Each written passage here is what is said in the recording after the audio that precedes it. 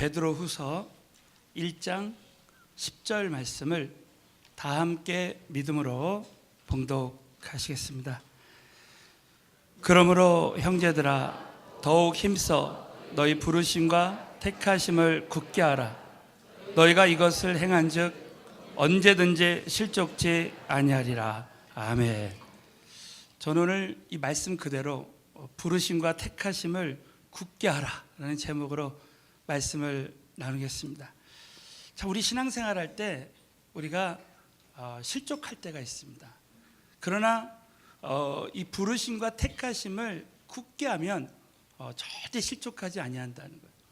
저는 오늘 우리 9시 예배 때 우리 모두가 우리 살아계신 하나님 아버지께서 나의 아버지가 되시니까 하나님의 부르심과 택하심을 굳게 하면 반드시 하나님이 책임져 주십니다. 그래서 우리 아버지가 우리 부모님이 자녀를 한번 낳으면 그 자녀를 책임져 주지 않겠습니까?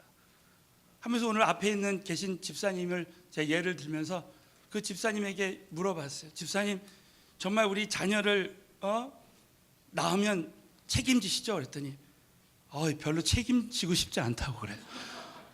너무 놀랐어요, 저도요. 그랬더니 그 옆에 그 뒤에 아들이 있었어요. 그래서 제가 이 사태를 어떻게 수습을 해야 되나. 그래서 우리 육신의 아버지는 때로는 이렇게 책임 안 져도 영의 아버지는 책임져 주신다고 그랬어요. 할렐루야. 자, 사랑하는 성도 여러분, 때로는 우리 육신의 부모님이 우리를 책임져 주지 못할 때가 있어요. 그러나 영의 아버지 되신 우리 하나님 아버지는 한번 부르시고 택하시면 우리를 책임져 주실 줄로 믿습니다. 오늘 이 실족하지 않는다. 오늘 이 말씀에 보면 그러므로 형제들아 너희가 힘써 너희 부르심과 택하심을 굳게 하라. 너희가 이것을 행한즉 언제든지 실족지 아니하라. 이 실족하다는 말의 헬라 원어의 뜻이 뭐냐면 발을 헛딛다. 우리가 때로는 신앙생활할 때 정말 영적인 발을 헛디딜 때가 있습니다. 여러분, 이 베드로 후서는 사도 베드로를 통해서 쓰여진 말씀입니다. 여러분, 베드로도 한때 실족할 때가 있었어요. 예수님을 3번이나 부인했습니다.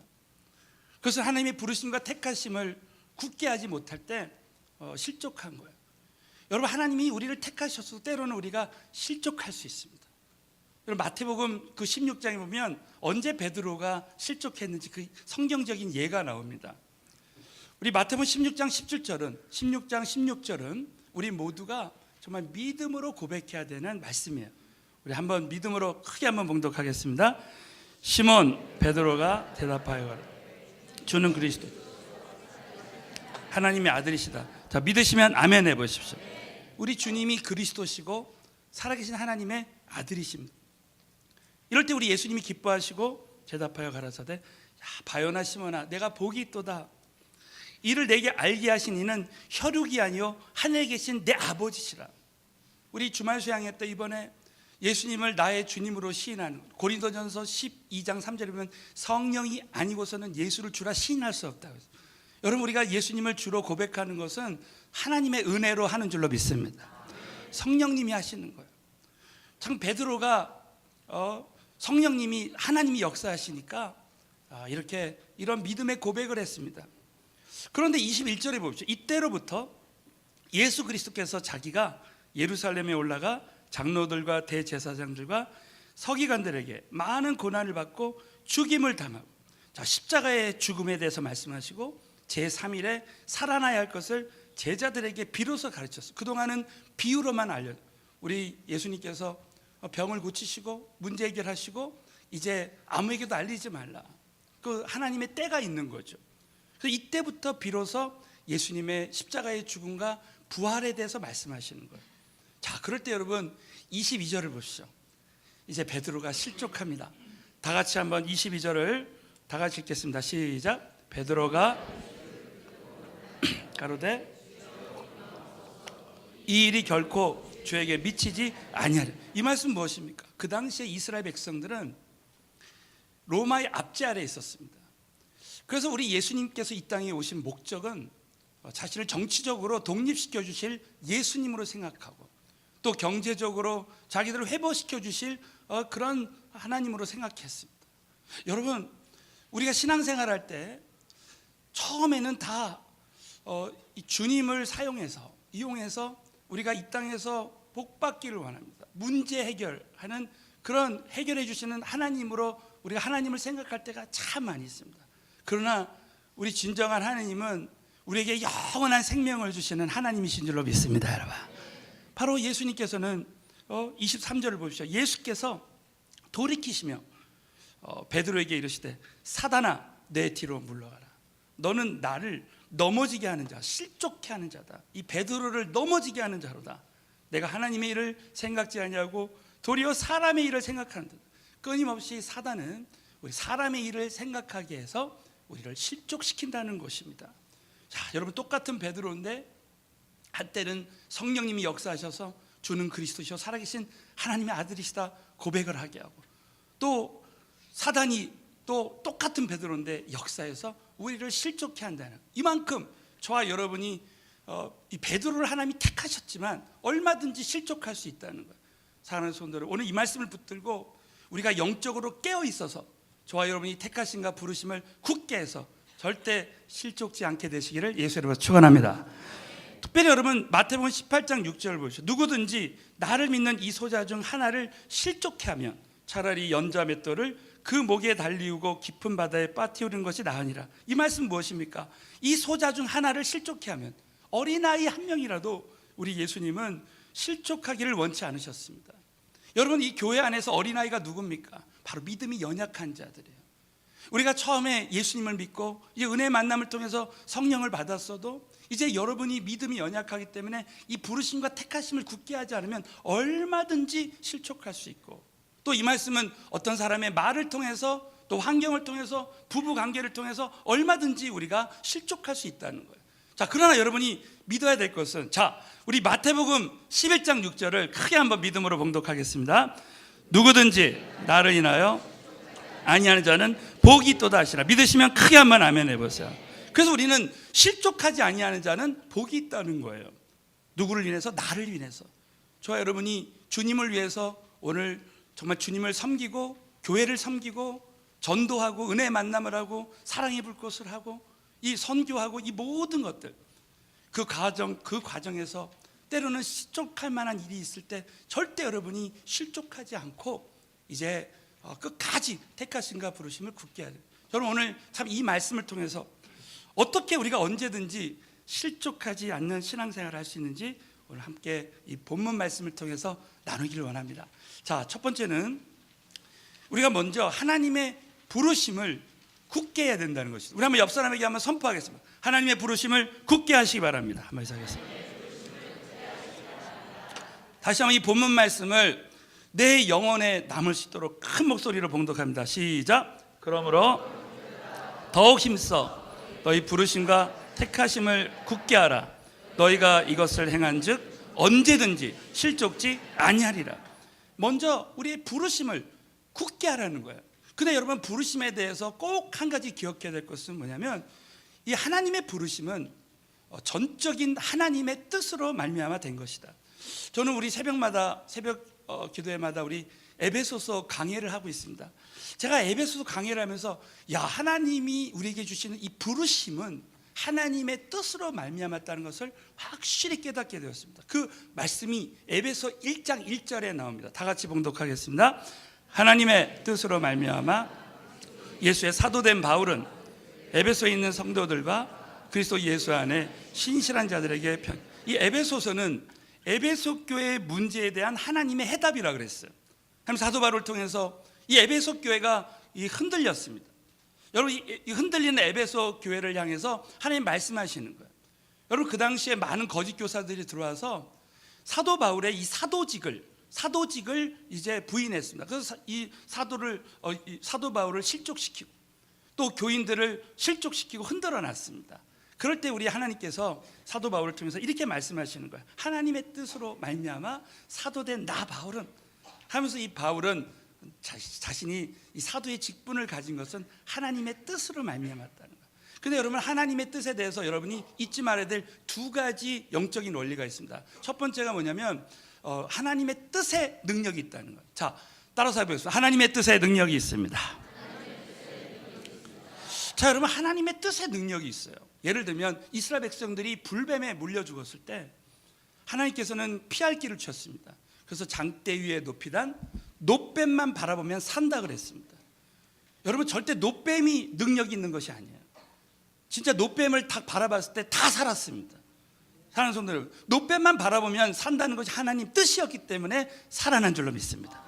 하나님 뜻에 능력이 있다고 믿으시면 아멘 해보세요. 이스라엘 백성들이 이제 열 재앙이 내릴 때 마지막 재앙이 장자 재앙이었죠. 그때 하나님이 피할 길을 주셨어요. 이스라엘 백성들에게 피할 길을 주셨습니다. 어린 양의 피를 문설주와 문 임방에 바르면 죽음이 넘어간다 그랬어요. 그래서 6월절 패스오버가 생겼다 그랬죠. 그래서 이 문설주와 문 임방에 어린 양의 피를 바른 자들은 다 살아났습니다. 여러분, 어린 양의 그 피가 무슨 능력이 있겠습니까? 그러나 어린 양의 피를 바르면 살아난다는 게 하나님 뜻이었기 때문에 죽음이 넘어간 거예요. 사랑하는 성도 여러분들, 하나님의 뜻에 능력이 있는 줄로 믿습니다. 십자가에 달리신 예수만 믿으면 구원받는다는 것이 하나님 뜻이었습니다. 그래서 하나님 그 뜻에 능력이 있는 거예요. 저와 여러분이 사도 바울이 사도라는 직분, 전도자라는 그 직분에 순종할 때 가는 곳마다 능력이 나타나요. 자, 두 번째 원리가 따라서 하겠습니다. 하나님 뜻에 순종하면 하나님의 능력이 나타납니다. 여러분, 사도 바울이 그 하나님의 그 뜻에 순종할 때, 직분에 순종할 때 하나님의 역사가 나타났습니다. 저와 여러분이 전도자의 직분에 순종할 때 하나님이 역사하시는 거예요. 우리 지난 금요 철야 예배 때 우리 이번에 은혜 받은 세 가족 두 분이 나와서 간증을 하는데 정말 온 성도님들이 큰 은혜를 받았습니다. 우리 형제님이 나와서 간증하는데 정말 이 그룹 식구들이 계속 전도를 위해서 기도하고 할 때 이 성령님이 역사하시니까 이번 우리 오이코스 축제 때 이제 우리 노사인 사님 간증하고 그 다음에 이제 구원 초청을 했습니다. 그래서 간증이 이제 그때부터 자꾸 예수님 믿음으로 고백한 다음에 영접한 다음에 자꾸 눈물이 나오고, 그 주일 예배 때마다 그때부터 이제 말씀이 막 깨달아지고 예배가 기다려지고, 그러면서 하나님이 일하시기 시작하는 거예요. 이 모든 것이 성령님의 역사인 줄로 믿습니다. 또 어떤 자매님은 그 아이가 눈에 막 진물이 나고 치료가 안 됐었는데 주말 수양에 오자마자 쫙 부르짖고 기도하는데 갑자기 성령이 임하고 방언을 말하기 시작하는 거예요. 그러더니 그 다음 시간에도 될까 또 기도하니까 또 방언으로. 그 주말 수양회가 다 끝났는데 그 아팠던 아이가 깨끗이 몸이 나왔습니다. 그 사진을 보여주더라고요. 치료하기 전과 치료받은 후의 사진을. 여러분, 이 모든 것은 우리가 전도자의 직분에 순종하고 중보기도자의 직분에 순종할 때 성령님이 역사하신 줄로 믿습니다. 우리는 하나님의 부르심에 순종하면 하나님의 역사가 나타날 줄로 믿습니다. 여러분, 그러므로 우리는 하나님의 부르심에 대해서 절대 흔들리면 안 됩니다. 자, 이 말씀이 고린도전서 15장 우리 57절 58절에 나옵니다. 다 같이 한번 믿음으로 봉독하겠습니다. 시작. 우리 주 예수 그리스도로 말미암아 내게 이김을 주시는 하나님께 감사하노니 그러므로 내 사랑하는 형제들아 견고하며 흔들리지 말며 항상 주의 일에 더 힘쓰는 자 너희 수고가 주 안에서 헛되지 않은 줄을 아미라. 항상 주의 일에 힘쓰는 자가 되라. 부르심에 순종해서 하라. 그러면 이는 너희 수고가 주 안에서 헛되지 않은 줄을 알고. 여러분, 저와 여러분이 은혜의 만남하고 사랑의 불꽃하고 선교하고 성가대 봉사하고 찬양팀 봉사하고 여러분 이 교회에서요 이 물 한 잔 이렇게 떠주는 것만 해도 이 수고가 절대 헛되지 않은 줄로 믿습니다. 여러분. 그래서 우리는 절대 흔들리지 마요. 여러분, 고린도전서 15장은 부활장입니다. 사망에 쏘는 것이 어디냐? 이 사단은 끊임없이 우리에게 사망 권세로 공격하는 겁니다. 그럴 때 우리 예수님의 부활에 대한 말씀을 나누면서 57절에 이렇게 선포하는 거예요. 우리 주 예수 그리스도로 말미암아 우리에게 이김을 주시는 하나님께 감사한다는 거죠. 여러분, 2000년 전에 우리 주님은 피를 강물같이 흘리시고 예수의 피로 사단의 권세를 이기고 죄를 이기고 승리했다고 믿으시면 아멘 해보시기 바랍니다. 그 예수 그리스도가 나에게 영원한 승리로 오신 거예요. 여러분, 한번 이김을 주시는 여호와 니시의 하나님, 그 성령님이 내 안에 오시면요, 우리는 영원한 승리를 얻은 줄로 믿습니다. 이 승리에 대한 확신을 가지고 절대, 그러므로 사랑하는 형들, 견고함이 흔들리지 말라는 거야. 이 부르심을 굳게 하라는 거죠. 신학교에 가면 영어로 already not yet이라는 신학적인 이론을 배웁니다. already, 이미 하나님은 2000년 전에 이미 예수님이 십자가에 못 박혀 돌아가시고 우리에게 이미 구원을 주신 거예요.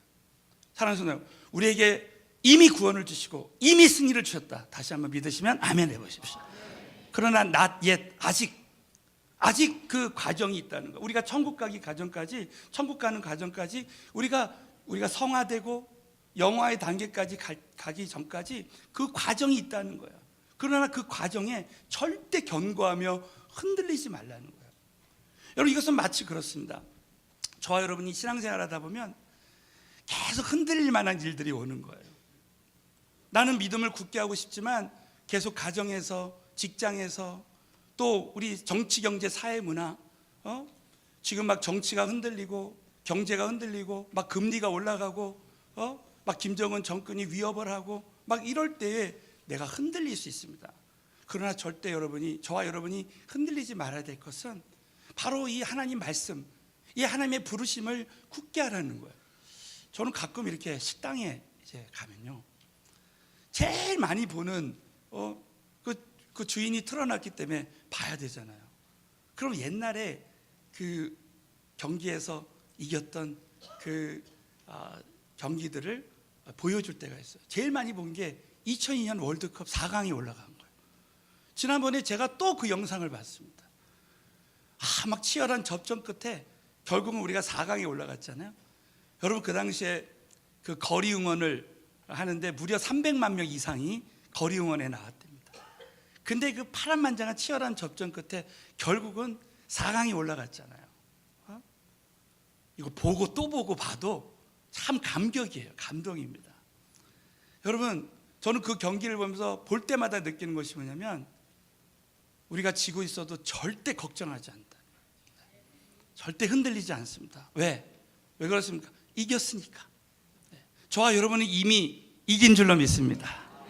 이걸 꼭 믿고, 이것은 마치 다 이긴 경기에 재방송을 보는 것, 이 영적인 훈련을 여러분 꼭 해야 됩니다.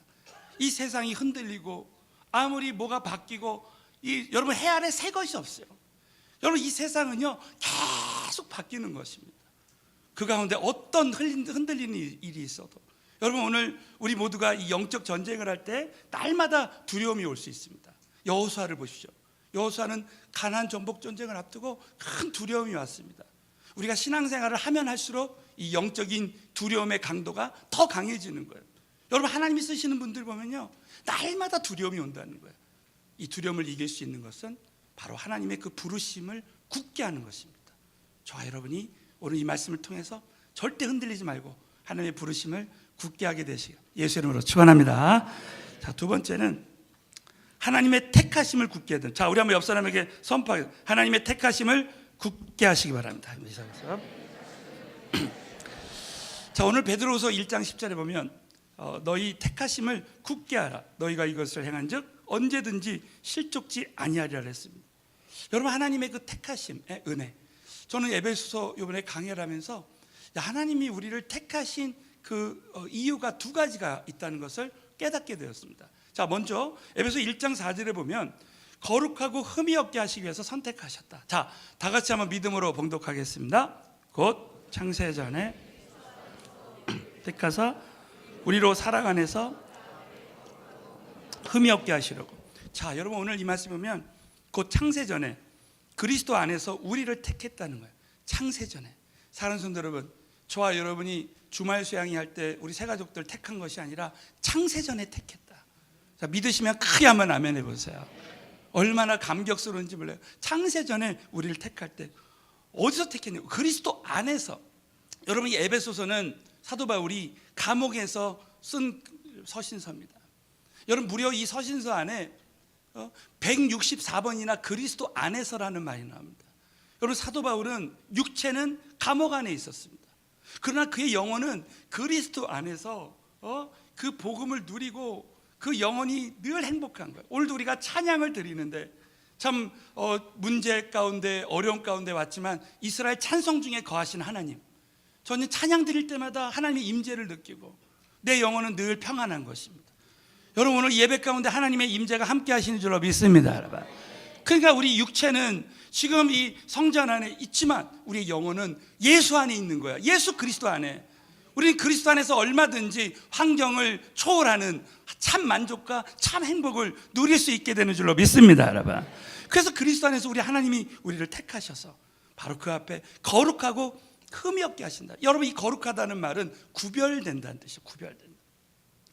여러분, 이 물과 기름이 이제 함께 있는 것 같지만 물과 기름은 엄연히 구별됩니다. 택하신 자와 택하지 않은 자는 반드시 하나님은 이 땅에서 택하신 자들을 다 구별해서 구원해 주시고 하나님이 사용해 주시는 거예요.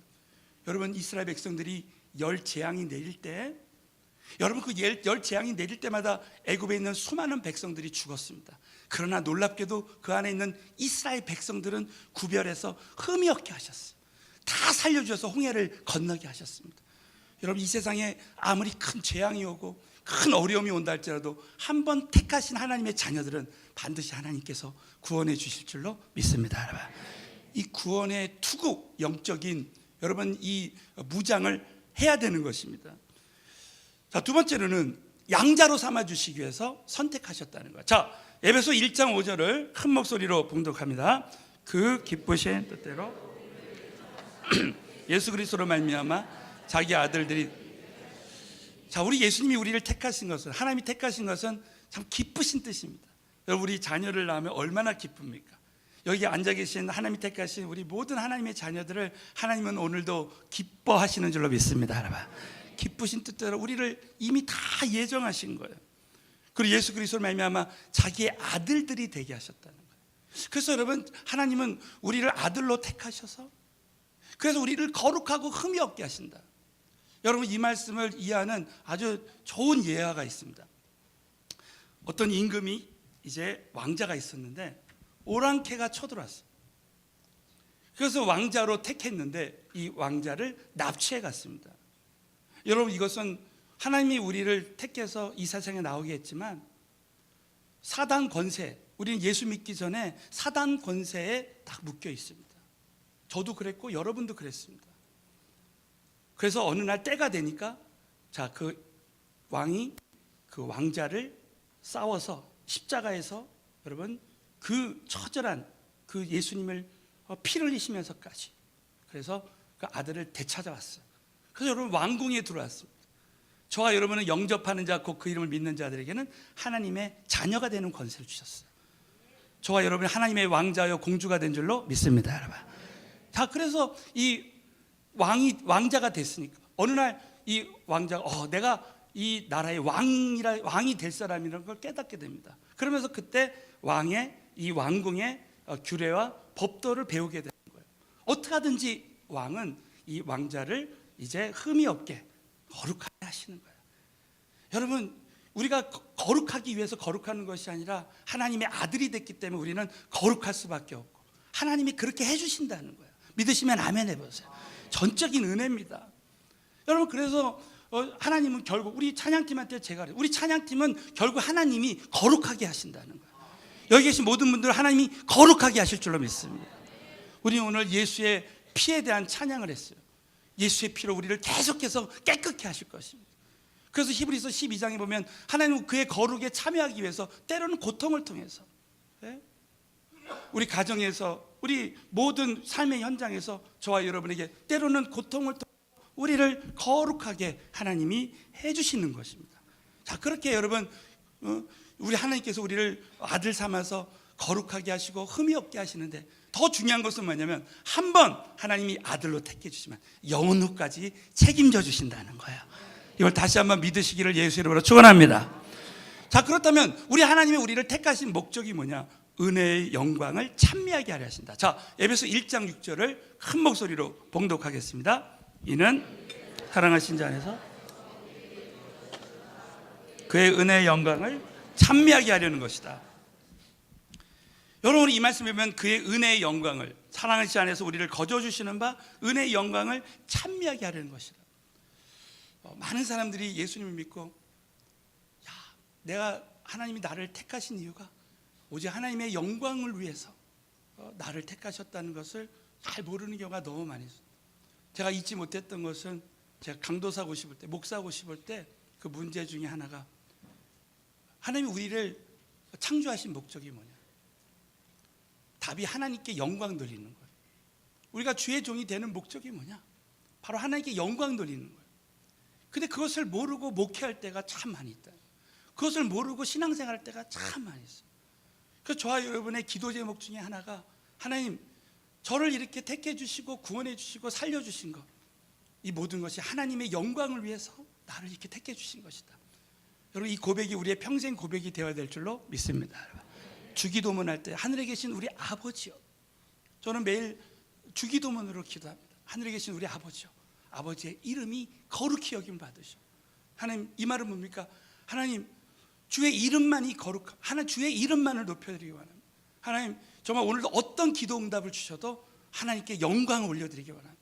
우리 교회에 어떤 기도 응답을 주셔도 하나님께만 영광 돌리기 원합니다. 그렇게 할 때 우리는 하나님이 영광으로 해서 살아갈 수 있게 되는 것입니다. 여러분, 정말 우리 하나님이 우리를 부르시고 택하신 목적은 하나님의 영광이다 생각하시고, 우리가 하나님의 영광을 위해서 살려고 하면 하나님께서는 더 영광 돌릴 만한 일들을 우리 교회와 우리 모두에게 보여주시게 될 줄로 믿습니다.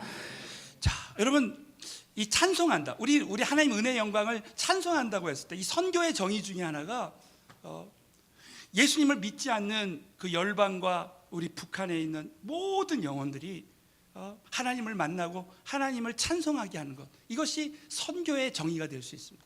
저는 오늘 마지막으로 이사야서 62장 우리 6절부터 7절 이 말씀을 보면서, 처음에 이 말씀을 보면서 막 가슴이 뛰기 시작했습니다.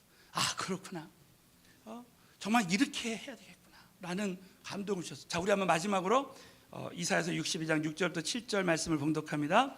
예루살렘이여, 자, 다시 시작.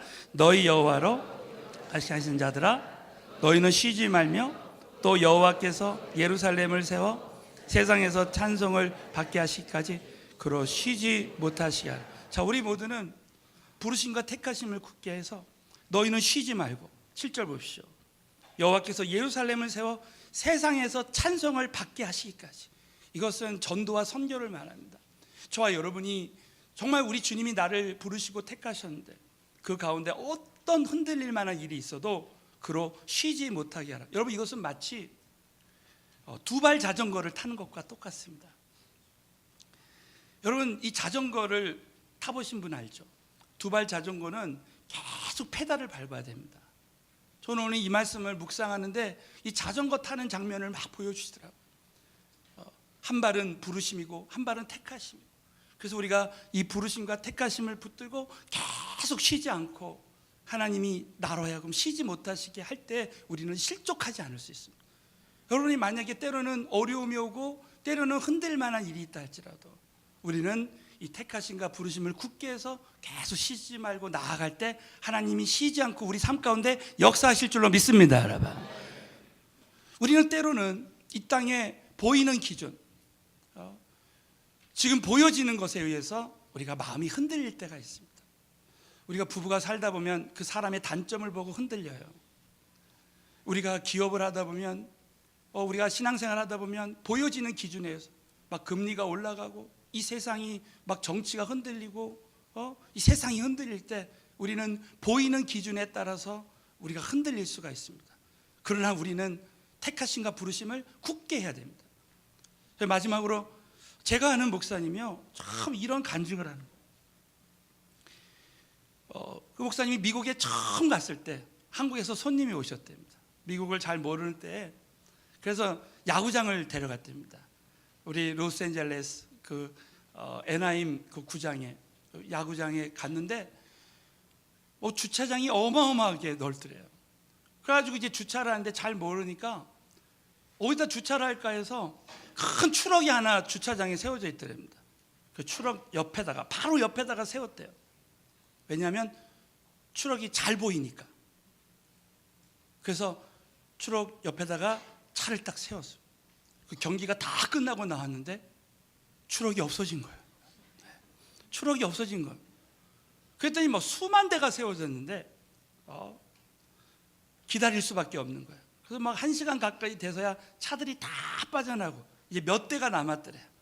그래서 여기저기 가봐서 자기 차를 찾았답니다. 이 목사님이 그때 일평생 잊을 수 없는 영적인 교훈을 얻었다는 거예요. 자기가 보이는 기준, 그 추럭을 기준으로 했을 때 이런 어려움이 올 수 있다는 거예요. 사랑하는 성도 여러분, 저와 여러분이 이 바뀔 수 있는, 움직일 수 있는, 여러분 이 세상은요 계속 바뀌고 변합니다. 근데 나중에 알고 봤더니 거기 주차장 다 번호가 다 매겨져 있더래요. A-1, A-2, A-3. 보이지 않는 이 보이는 기준, 변할 수 있는 기준에 따라가면 어려움을 겪을 수밖에 없지만 이 보이지 않는 기준. 여러분 오늘 우리 영적인 주차장 번호가 오늘 베드로서 1-10입니다. 베드로서 1장 10절. 우리 인생에 정말 바뀔 수 있는 많은 그런 일들이 얼마나 많습니까? 사랑하는 성도 여러분, 저와 여러분이 이 변할 수 있는 보이는 기준에 흔들리지 말고 보이지 않는 하나님의 말씀의 기준을 따라서 이제부터 택하심과 부르심을 굳게 하시고 실족지 아니하시는 신앙생활을 하게 되시기를 예수 이름으로 축원합니다.